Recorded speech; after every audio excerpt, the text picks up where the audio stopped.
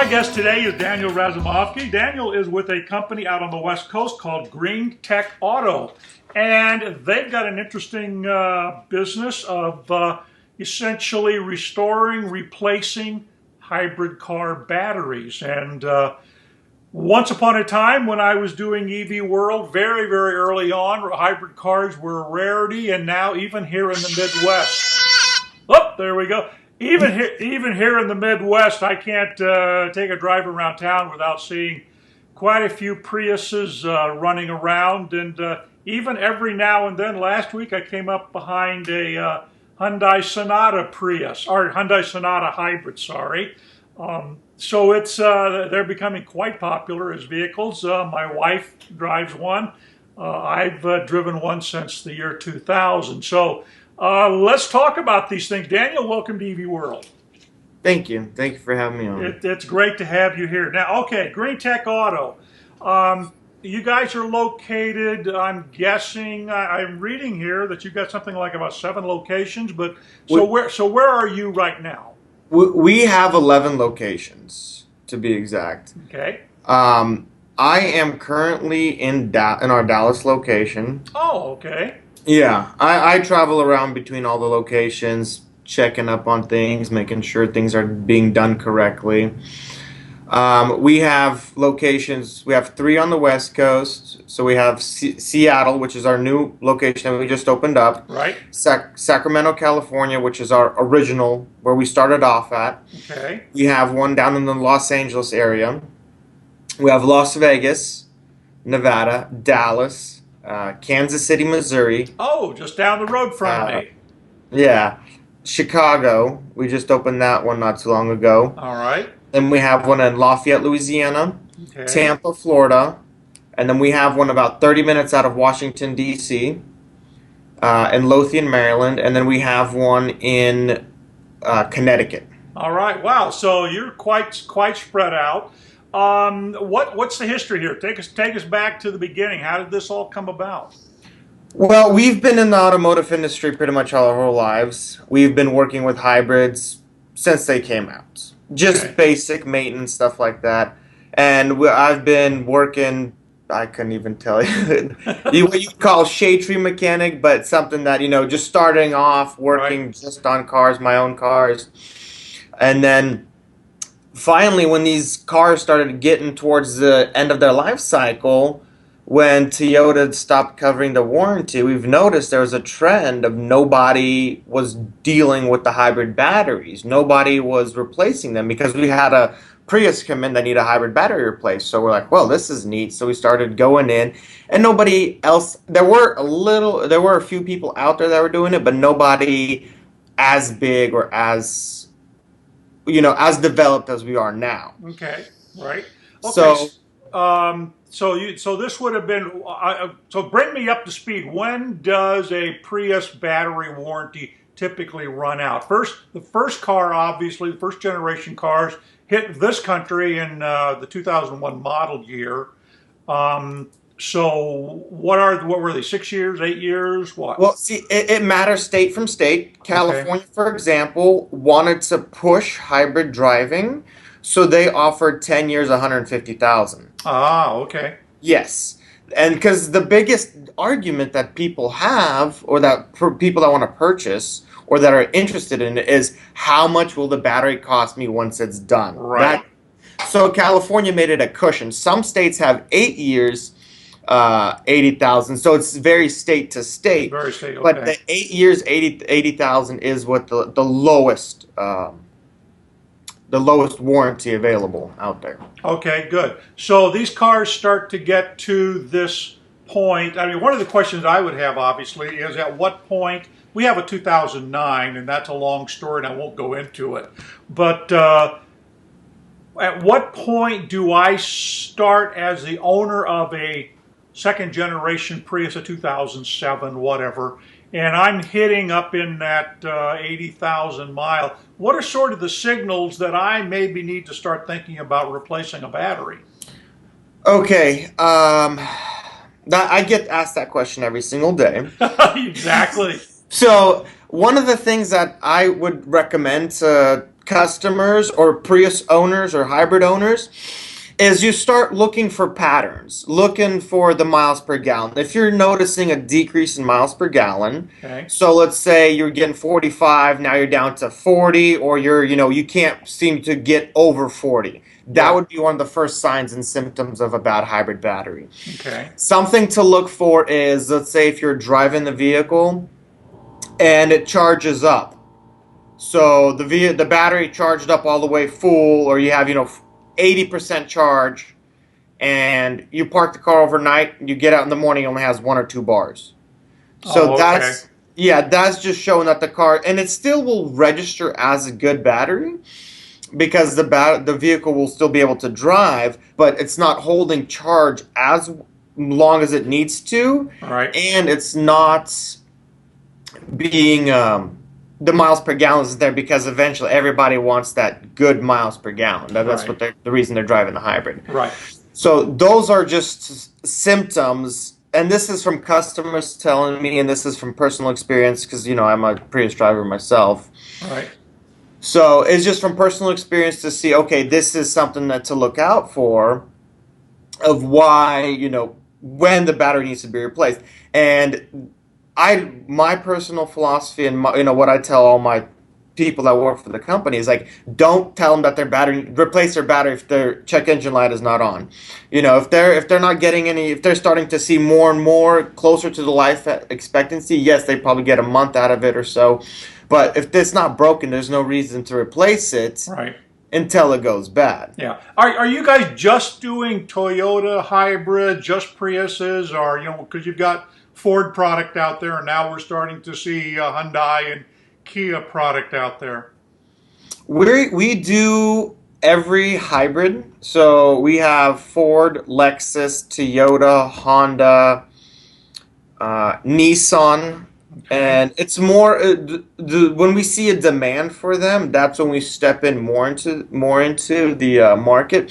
For example, like a Hyundai Sonata, they came out in 2010. They're 5 years old. Right. There's just no need for them to have the hybrid battery replaced, so there's not going to be a demand for them. Right. But a Toyota Prius, for example, they're already out of the warranty. That's when when we start seeing the demand is when there's the warranty have elapsed, the manufacturer's warranty. Okay. All right. Well, let's talk about cost. Let's say I've got my Prius. I'm starting to see all these signals you're talking about. I take it in. I have an option, obviously, to take it into my dealer, have them evaluate it or run tests or whatever they're going to do.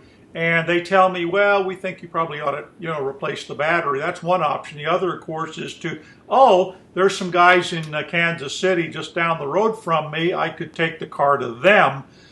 What would I be looking at cost-wise for doing this? Okay, so for the Prius, we offer 3 different types of batteries for your specific Prius. And you wouldn't even have to bring it to us. We can come to you. Ah, okay. Yes, so we offer mobile installation charge, and that's specific charge from the Kansas City location. You're Lincoln, Nebraska, is that correct? I'm in Omaha. Omaha, okay, Yeah. sorry about that. Yeah. So it'd be $350 for us to come out to you, Okay. and we would pretty much change the battery at your convenience. It's either your work, your house, whenever on the weekend, get the battery. That way you don't have to make the commute down to us. Oh, okay. Yes. And our most common battery that we sell would be 1345. All right. And that is our remanufactured battery, the remanufactured cell. So we go through the battery packs. We get, batteries that have been rebuilt from customers that we try to see if we can bring life back into them, which some of the times is not possible. Yeah. And then also we get them from wrecked vehicles that, they're sitting around, and we have relationships established with different wrecking yards across the country that we're able to get batteries in as soon as they come in. They're like, hey, we can just sell them right off the bat to them, versus having them sit on the shelf for 6 months and then have to sell it as a core. Right. So you'd be looking anywhere from like $1,500 to $1,800 with the mobile service. Okay. So you said there are 3 sort of options there. Then what would the other 2 be? The higher end one, and it's all based on warranty and the type of product. So whenever we go in and we test these cells, We have the two remanufactured one, which is the lower end one is 1100, and that comes with a 6 months warranty. Oh, okay. The 1345 comes with an 18 months warranty, and they're all unlimited miles. And then we have new generation cells that is 2295, and that comes with a 4-year warranty. Oh, okay. So these are cells that aren't coming out of salvaged vehicles or used Exactly. vehicles, but new cells. And now, are those cells coming from Toyota or Panasonic, or are they coming from some third-party source that's manufacturing? They're coming from third parties Okay. because Panasonic has a contract only with Toyota. Okay. So they can't be sold out. The only way you're able to get the new cells is from newer vehicles. So there's no I can't go to Panasonic and purchase them. Right.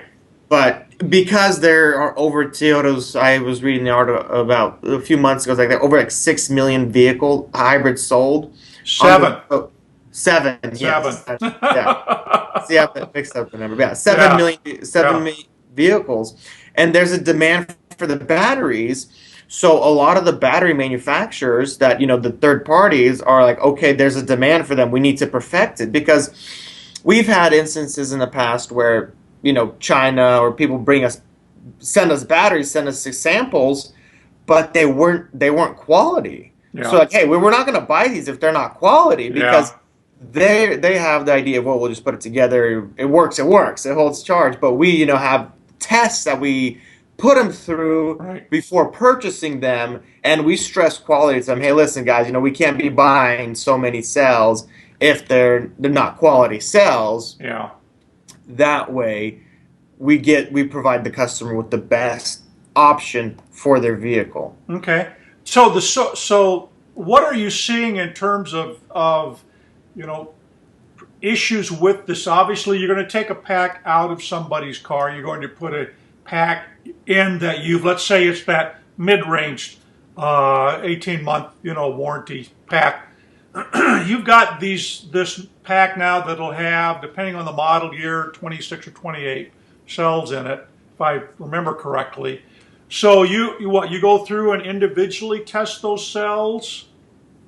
We have a process. Yes, we do individually test the cells, and we have a process that we have, and we have special we have engineered special chargers that are proprietary to us, to where we can go through and test them to see where they're at in their life cycle, because Panasonic rates them from 30,000 to 50,000 charges and discharges.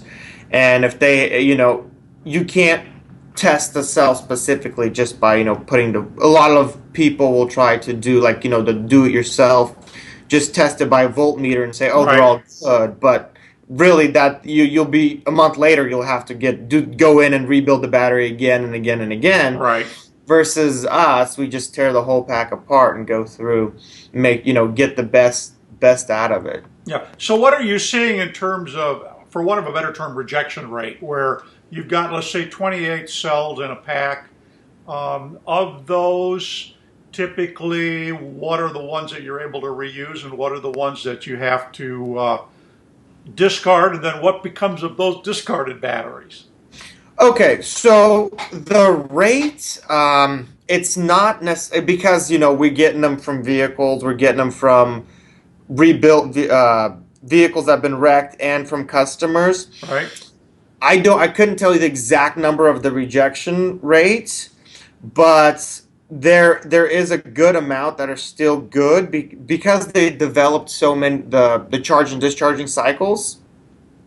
They still have life left in them, and we're able to reuse them. They'll have, let's say, for example, in a pack they'll have 8 that have gone bad, or I might get a pack that all of them are bad. Yeah. And it's all a matter of how long has the pack been sitting on the shelf prior to it coming to me. How long has the person tried to drive on the bad pack? Yeah.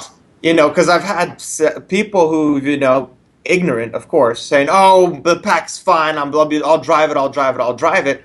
And I've had them come in to where their cells have exploded in the battery pack. So I've seen that happen. Yeah. So it's, there's no like saying, okay, from a '05 Prius, I'm going to receive 28 cells. I'm going to have 4 guaranteed bad ones. I'm going to have 8 guaranteed bad ones. Right. And even being in this industry for over 5 years, there's still not a specific defined answer. And that's why we're constantly improving our system to see what's the best battery we can build for our consumers.